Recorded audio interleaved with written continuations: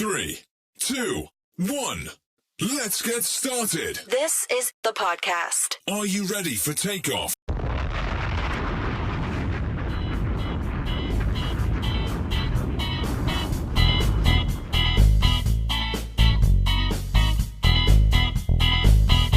Welcome back to the Healthy with Heartland podcast. I am your host, Justin Freishtat, and today I have a very special guest for you, Shannon Slattery.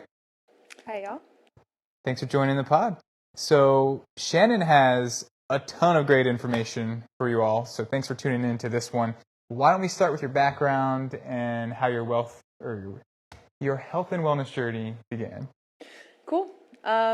So my health and wellness journey is a long one. It pretty much started, I'd say, 2 years ago. Super unhealthy, worked in the restaurant industry, hospitality industry, which I loved. Got to meet a bunch of people, eat a bunch of great food, but really unhealthy lifestyle, staying up late, drinking at night, eating unhealthy food, fast food. You know, you get home at 2 o'clock in the morning, and that just kind of became a lifestyle. So what I wanted to do was make a change, and I knew it was going to have to be something that was long-term and not short-term. So my boyfriend and I, we started, trying to eat healthier, trying to do some research into what that would actually mean and entail. And I think for us, we found the keto diet, which worked out really well. There's a ton of information as far as what you should be doing, what you shouldn't be doing, what you should eat. And I think doing your own research, which is what we did, really helped us out. I used like a macros follower and tried to calculate what my macros should be for keto. And we followed that pretty strictly for 12 to 16 months without really straying off of that, without really cheating, I guess, or having a cheat meal per se, which is difficult. But learning how to transfer your body from burning carbohydrates and glucose as energy to fats, it's definitely a transition, but I learned a lot and it really helped me out. I lost over 85 to 100 pounds doing keto. That's amazing. So 85 to 100 pounds, and that was in what time frame? 16-month time frame. That's serious commitment, right? Yeah. So did you just say no cheat meals at all? None at all, no. Only because I feel like my personality is like all or nothing. So it was like, I felt like if I let myself have like a cheat day or a cheat meal, I would just fall back into the same routine that I was in. So it helped having, my boyfriend as like a partner there, kind of like keeping me in check and making sure that, I was on track. And there was days when I didn't want to, wake up and eat that way or go work out or whatever. But it definitely helped having someone there. So now that you've gotten yourself to, I guess, the healthy place that you want to be, what does day-to-day look like as far as eating strictly, cheat meals? Like, what does it look like? Right. I think it's different for everybody. A lot of times, and especially like in school, they talk about bio-individuality, which is like for each person, eating one way might work for one person, where eating another way might not work for another person. And everyone has to find what diet regimen, what workout regimen is going to work for them. And as far as eating, it went from a very strict keto diet to, I would say, clean eating. We've incorporated now healthy carbs back into our diet as far as like vegetable carbs and quinoa, couscous, but just trying to find healthier alternatives to foods that you like to eat. I think that's helpful. Okay. So what are some of the key things that you've eliminated, and maybe not just for that initial drop of the weight when you're being super, super strict, but what are some things that you eliminated that you have still eliminated and that you'll probably never put back in the diet? Right. Fast food was probably number one. Just learning a lot about what they put into that stuff and what that stuff does to your body. Saturated fats, hydrogenated oils, processed meat. It's really horrible for your body. It makes it so your body pretty much can't function. And now incorporating the physical aspect element to this health, where we're exercising a lot more. I think fueling your body is super important, so not putting that crap in it. I'd say sugar and processed foods are the two main things that we cut out and that we haven't put back into our diet.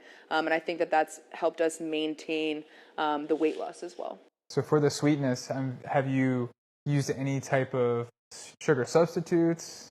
Yeah, so we would do coffee when we first do keto, and that's when we got into like stevia and all natural sweeteners, as well as we've learned about sugar alcohols. So your body processes those things in a different way, so it still allows you to have, that kind of like sweetness without overloading your body and spiking your insulin completely. So we've tried to, add that in, or like cacao instead of chocolate, dark chocolate instead of milk chocolate. Fruit is a huge thing.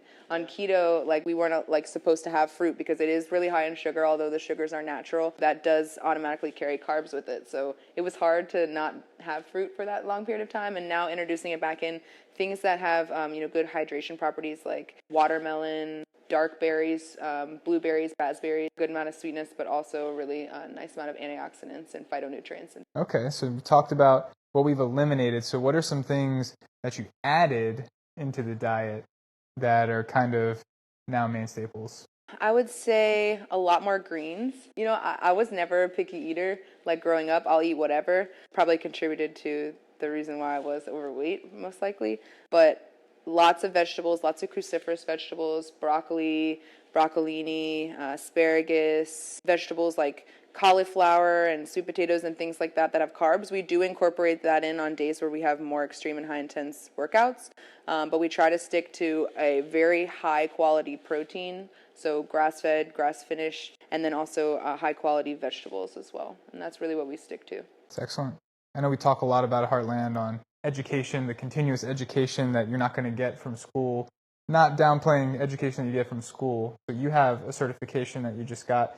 I guess tell us a little bit about that and what you learned from going down that journey. Yeah, definitely. In like learning about the keto diet and how to eat healthier and this whole lifestyle that is health and wellness, it really like opened us up to like what more stuff is out there that we don't know about. And I think the way that you get the biggest benefit from that is to do your own research. And I found IIN, which is the Institute for Integrative Nutrition, a SUNY accredited college program that basically is a year-long dietary and nutrition-based class system. They teach you over 100 different dietary theories, all different kinds of diets, all different ways of eating, anti-inflammatory diet, Mediterranean diet, keto. So you get to learn not only about, diets and nutrition, but how it affects your body, and you get to hear from a lot of people through like lectures and videos on like their own personal experiences with either weight loss or, weight management or autoimmune disorders. But the fact that these people took their health and wellness to the next step and use physical exercise and food and nutrition to basically cure whatever ailments. And it's really an all-encompassing program. It focuses, yes, on nutrition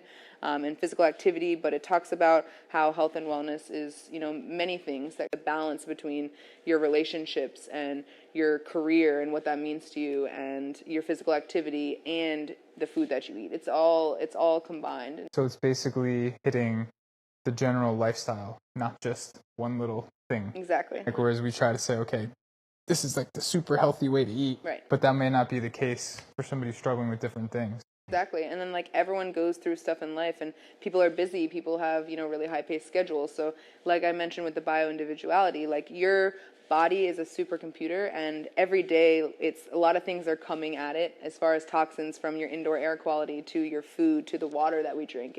It's on all aspects, and I think that overload is what a lot of Americans are feeling when they're like, I don't feel right, or I feel tired, or I don't have energy, or like I just don't feel good. And I think it's a combination and a balance between all those things in life that you need to find to really reach that period where you're like, I feel amazing, I like the way I look, and you just feel good about yourself. So with that being said, let's say you're just unhealthy, right? And you probably don't even know where to start. What are just the main pillars that somebody should focus on to get started? Yeah. I would say, cutting out carbohydrates or processed foods and cutting out sugar. Even if you can't cut out every single thing that you eat, but if you're aware of it and monitoring it, one thing they say in IIN is like people could start a food journal, or you can start to write down what it is that you're eating, because a lot of times people aren't aware of the actual foods that they're eating. You think that you're only having a certain amount of calories or that you're getting all the nutrients that you need, but when you go back and look through a few days of what you've been eating, sometimes it looks a lot different than what people think. Recording what you eat and what you do on a normal basis and just reviewing that and trying to cut out processed foods and processed sugar. If you never exercised before, or if you don't know anything about what to do as far as healthy physical activity, I would say just walking is a great activity to do. And I think people of all ages can do it. It only takes, 20, 30 minutes a day. And if you can start by doing it once or twice a week, then you're way better off than you were in the first place. Yeah, at least getting that lymphatic system moving. Exactly. Awesome. So what other random advice do you have for us? Random advice. I guess what worked really well for us is that we found a community of people that were into, health and wellness and working out, and we really got into doing like the Spartan races and obstacle course racing, and there's a ton of different kinds, but the people that we met were just, really supportive and really encouraging, and sort of built up our confidence around doing our own training outside of working with them. And I think if at any point in time, you don't know where to start, or you don't know where to go, going online and researching it is a good start, but find a group of people, find a community, find a group on Facebook, find a health coach to work with, find, someone who you can talk to that can kind of give you advice. And then I think even more importantly, people who have been through certain things, if you've lost weight or if you've had an illness that you've, overcame or whatever it may be. I think a lot of times people sharing their story and their experiences with you can help you draw conclusions from that to help you with your own health and wellness journey. Fantastic. All right. Well, I want to thank Shannon again so much for coming on to the podcast. Drop messages, comments, whatever you need. Shannon's here to help. Until next time, stay healthy with Heartland.